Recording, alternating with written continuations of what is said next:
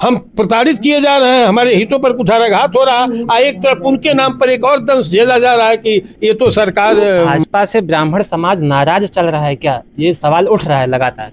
नाराजगी बहुत बुरी तरह से है कि यूजीसी लाया गया, दलित एक्ट लाया गया, तमाम चीज। तो वही मैं पहले ही आपको उत्तर दे दिया कि चारों तरफ तो अपमान ही हुआ है, सम्मान कहाँ से हुआ कि मैं बताऊं कि यहाँ सम्मान हुआ है। दलितों को सरकार खजाना लुटा के दे रही है, राशन दे रही है, सारी सुविधा दलितों को दे रही है, पिछड़ों को दे रही है, अगड़ों को क्या दे रही है। नमस्कार दोस्तों, उत्तर प्रदेश में विधानसभा चुनाव का माहौल है और इस 2027 के चुनाव में ब्राह्मण वोट काफी ज्यादा अहम रहने वाला है। इसी मुद्दे पर बातचीत करने के लिए हमारे साथ में अखिल भारतीय ब्राह्मण महासभा के राष्ट्रीय अध्यक्ष राजेंद्र नाथ त्रिपाठी जी हैं। और आपको बता दें 19 जुलाई से पूरे उत्तर प्रदेश का दौरा भी करने वाले हैं। आखिर क्या वजह हो गई कि ब्राह्मण सभा के राष्ट्रीय अध्यक्ष को पूरे उत्तर प्रदेश का दौरा करना पड़ रहा है, वो भी भाजपा की सरकार में, जानेंगे सब कुछ। सबसे पहले तो सर आपका बहुत बहुत स्वागत है। बहुत बहुत धन्यवाद।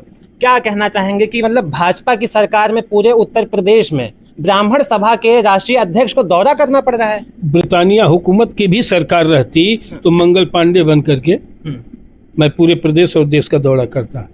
ये तो भारतीय जनता पार्टी की अपनी बनाई हुई सरकार है जी। अपने घर में घर की पीड़ा दर्द बड़ा महसूस होता है।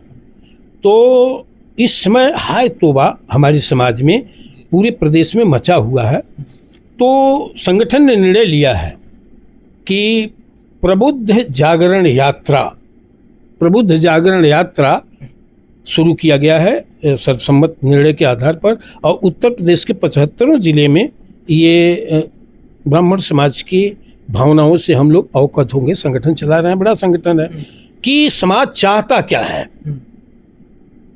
सपाई बसपाई भाजपाई कांग्रेसी नहीं, इन लोगों से मतलब नहीं है। आम समाज क्या चाहता है, परिवर्तन या समर्थन। तो इन 75 जिलों के दौरे के बाद तब फिर जो घटक जो तमाम और मोर्चे में संगठन है, ब्राह्मण संगठन या और दल, उनके साथ हम लोग बैठक करेंगे। तो भाजपा से ब्राह्मण समाज नाराज चल रहा है क्या, ये सवाल उठ रहा है लगातार। नाराजगी बहुत बुरी तरह से है भाजपा से नाराज, इसलिए कि कहीं दूर दूर तक कुछ है नहीं। आप बता दीजिए, आप भी चैनल से हैं। भारतीय जनता पार्टी के एजेंडे में, समाजवादी पार्टी के एजेंडे में, कांग्रेस पार्टी के एजेंडे में, बहुजन समाज पार्टी के एजेंडे में क्या है? कभी रहा कुछ नहीं रहा। आंख मूंद करके ब्राह्मण राष्ट्र हित में, समाज हित में, सनातन हित में, हिंदू हित में मतदान करने का काम किया अपने विवेक से। उसने कभी शर्त नहीं रखा। अब की बार शर्त है, शर्त होगी। शर्तों के आधार पर अपने बिखराव को रोकते हुए ब्राह्मण समाज एक जगह जाने का काम करेगा। इस दिशा में हम लोग प्रयासरत हैं। लेकिन भाजपा के ऊपर तो ये टैग लगाया जाता है ना कि ये जो सरकार है ये अगड़ों की सरकार है, ब्राह्मण और ठाकुरों की सरकार है। फिर भी आप इस तरीके से बात कर रहे हैं, मतलब क्या उस बात में सच्चाई नहीं है? आप किस आधार पर कर रहे हैं कि ब्राह्मणों की सरकार है, ठाकुरों की सरकार है? नहीं, विपक्ष में आप देखिए बड़े बड़े नेता हैं, लगातार आरोप करते रहते हैं। मतलब किसी भी नेता को आप नहीं, आधार क्या है कि ये ब्राह्मणों की और ठाकुरों की सरकार है? कह रहे हैं आप कहीं भी जाइए सुनवाई हो जाती है। अगर आप अगड़े हैं आपकी सुनवाई हो जाएगी, किसी भी अधिकारी से आप बातचीत करिए। आप पिछड़े समाज से आते हैं, दलित समाज से आते हैं, आपकी सुनवाई होगी ही नहीं। दलितों को सरकार खजाना लुटा के दे रही है, राशन दे रही है, सारी सुविधा दलितों को दे रही है, पिछड़ों को दे रही है, अगड़ों को क्या दे रही है, ब्राह्मण ठाकुर को क्या दे रही है? मैं आपसे जानना चाहता हूं कि एक काम बता दे कि सरकार अगड़ों के लिए भी, ब्राह्मण क्षत्रिय लाला बनिया के लिए क्या किया है? मुख्यमंत्री कह रहे हैं अगड़े समाज के हैं, ठाकुर समाज से ही तो आते हैं। हालांकि वो योगी खुद को बताते हैं, अभी उत्तर प्रदेश के वो अध्यक्ष बनाए गए हैं, वो भी मिश्रा जी हैं। कितना अभी या तो पार्टी की चर्चा करिए या योगी आदित्यनाथ की करिए। योगी आदित्यनाथ अपर कास्ट से हैं, ठीक है। दिनेश शर्मा अपर कास्ट से हैं, ब्रजेश पाठक अपर कास्ट से। तो क्या पूरा मंत्रिमंडल और पूरा भाजपा अपर कास्ट की है? हो गई, और कोई नहीं है, और जात के लोग नहीं है, केशव प्रसाद मौर्य नहीं है। आप बताइए। तमाम दलित नेता हैं, ओम प्रकाश राजभर संयुक्त दल में है, संजय निषाद हैं, अनुप्रिया पटेल हैं। ये लोग किस दल से हैं? इनकी नहीं, ये तो कैबिनेट मंत्री हैं। तो फिर ब्राह्मण पर ही और क्षत्रिय पर निशाना क्यों भाई, कि ब्राह्मणवाद क्षत्रियवाद? मैं जानना चाहता हूं कि अगर ब्राह्मण क्षत्रिय नेता है तो एक बता दीजिए कि जहां ब्राह्मण के हित में और क्षत्रिय के हित में ये ब्राह्मण नेता और क्षत्रिय नेता खड़ा होकर के न्याय दिलाने का काम किए हों। तो हम लोग तो समाज के दोनों तरफ से मारे जा रहे हैं। एक तो आ नहीं रहे हैं, हम प्रताड़ित किए जा रहे हैं, हमारे हितों पर कुठाराघात हो रहा है। एक तरफ उनके नाम पर एक और दंश झेला जा रहा है कि ये तो सरकार ठाकुरों की और ब्राह्मणों की है। ये गलत आरोप है। तो दादा, इस बार जो ब्राह्मण वोट है काफी अहम रहने वाला है, तो ब्राह्मण जो है वो नाराज है, मतलब ये चीज आप एक बार मतलब फिर से साबित कर रहे हैं इस तरीके से। अब की बार सत्ता का निर्णायक ब्राह्मण होगा। मैं आप बताऊं कैसे। 17% के करीब में उत्तर प्रदेश में ब्राह्मण है और एक ब्राह्मण कहीं अकेले नहीं जाता, ये उसकी क्षमता है। किसी न किसी अन्य जात को लेके जाएगा, अकेले ब्राह्मण नहीं जाता। तो 20-25% इसको मान लीजिए, और कहीं अन्याय होगा तो खड़ा होकर उसका प्रतिकार भी करता है। ऐसी स्थिति में अब की बार सत्ता का निर्णायक किन्हीं भी परिस्थितियों में ब्राह्मण बनेगा और ब्राह्मण चौंकाने वाला निर्णय देगा। हालांकि हर बार देखने को मिलता है कि जो ब्राह्मण समाज का, अगड़ू समाज का जो ज्यादातर वोटर है बीजेपी या फिर इंडिया अलायंस की तरफ जाता हुआ नजर आता है, लेकिन इस बार खेला करने वाला है। आप निश्चित रूप से ऐसा परिणाम देगा कि यकीन किसी को नहीं होगा। मतलब बहकावे में नहीं जाने वाला है। ना ना ना, इसीलिए तो यात्रा हो रही है।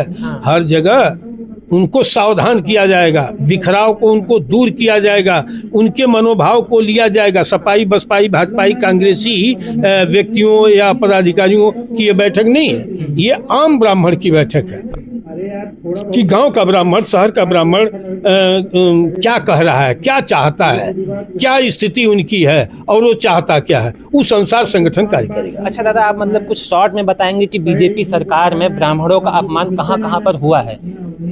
आप बतला दीजिए सम्मान कहाँ हुआ है तो मैं अपमान बतलाऊं। आप मतलब सम्मान ही कहाँ हुआ? आप मीडिया से जुड़े हैं ना, आप बता दीजिए कि जैसे कहा कि ये क्षत्रियों की सरकार है, ब्राह्मणों की सरकार है, इतना तो आपने कह दिया, तो आप बताइए कि कहाँ सम्मान हुआ है ब्राह्मण का, तो मैं बतला दूं। अरे वो आप देखिए ब्रजेश पाठक जी को किस तरीके से जब शंकराचार्य जी का अपमान होता है उनके बाद में वो ब्राह्मणों को बिठा करके वो खिलाते हैं, भंडारा खिलाते हैं। भंडारा खिलाने से सम्मान हो गया? पैर छूते हैं उनके। अरे वो तो धर्म है। हाँ। जो भी आध्यात्मिक और सनातनी होगा वो ब्राह्मण बालक का पैर छुएगा, ब्राह्मण का पैर छुएगा, तो इससे काहे को जलन हो रही है? आप यह बताइए कि यह ब्राह्मणों की सरकार है, क्षत्रियों की सरकार है जैसा कि आप कह रहे हैं, तो इसमें ब्राह्मण क्षत्रिय के लिए क्या किया है सरकार ने? एक सवर्ण आयोग तो दिया नहीं, एक सवर्ण आयोग, और नहीं भगवान परशुराम जो विष्णु के छठे अवतार हैं उस छुट्टी को रद्द कर दिया। यही सम्मान है, यही अपमान है। 2-4 चीजें बता दीजिए ना जहाँ पर ब्राह्मणों का अपमान हुआ है, अगर गिना देंगे तो अच्छा रहेगा, जनता भी जान जाएगी। अगर कहीं सम्मान नहीं हुआ तो जान लीजिए हर 100% जगहों पर अपमान हुआ है। हर जगह अपमान हो रहा है। हुआ रहा? हाँ। सम्मान हुआ? मैं तो पूछ रहा हूँ कि अगर सम्मान हुआ हो तो अपमान का दर्जा गिना में, कहीं सम्मान हुआ ही नहीं तो अपमान ही अपमान है। अच्छा, तो जिस तरीके से शंकराचार्य जी का अपमान किया जाता है, घूसखोर पंडित जैसी फिल्में लाई जाती हैं, और उसी के साथ में आपने देखा होगा एक बिल यूजीसी लाया जाता है, इन्हीं सब चीज़ों को देखते हुए जो ब्राह्मण समाज में नाराजगी है वो ज़्यादा तेज हो गई है। अब अभी आपने अपने प्रश्नों का उत्तर दे दिया। अभी आप कह रहे हैं कि ब्राह्मणों और ठाकुरों की सरकार है, अब आप नहीं और बोल रहे सम्मान हैं। मिला है, तो आप ही कह रहे हैं कि यूजीसी लाया गया, दलित एक्ट लाया गया, तमाम चीज, तो वही मैं पहले ही आपको उत्तर दे दिया कि चारों तरफ तो अपमान ही हुआ है, सम्मान कहाँ से हुआ कि मैं बताऊं कि यहाँ सम्मान हुआ है? तो ये तो आप ही उत्तर दे दिए। लेकिन दादा आप बोले ही नहीं तो हमें बोलना पड़ गया ना। नहीं, इसीलिए नहीं बोल, एक शब्द में मैं बोल दिया कि अगर कहीं सम्मान हुआ हो तो बताएं, चारों तरफ अपमानित तो हुआ है। तो यानी कि हितों पर कुठाराघात ही तो किया गया है। तो 27 के चुनाव में खेला करने वाला है ब्राह्मण समाज। हाँ, ये बात मुस्कुरा आपने के सही बोल रहे हैं कहा। अध्यक्ष जी, हाँ।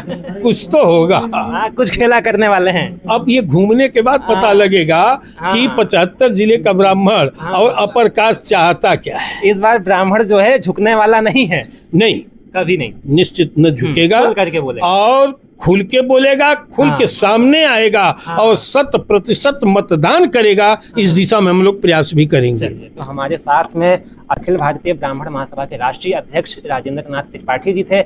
19 जुलाई से दौरा करने वाले हैं पूरे उत्तर प्रदेश का। 27 के चुनाव में ब्राह्मण समाज किस तरीके से खेला करने वाला है ये तो आने वाला समय ही बताएगा, लेकिन आप 27 के चुनाव पर क्या सोच रहे हैं, अपनी राय दीजिएगा। फिलहाल के लिए इतना ही, नमस्कार।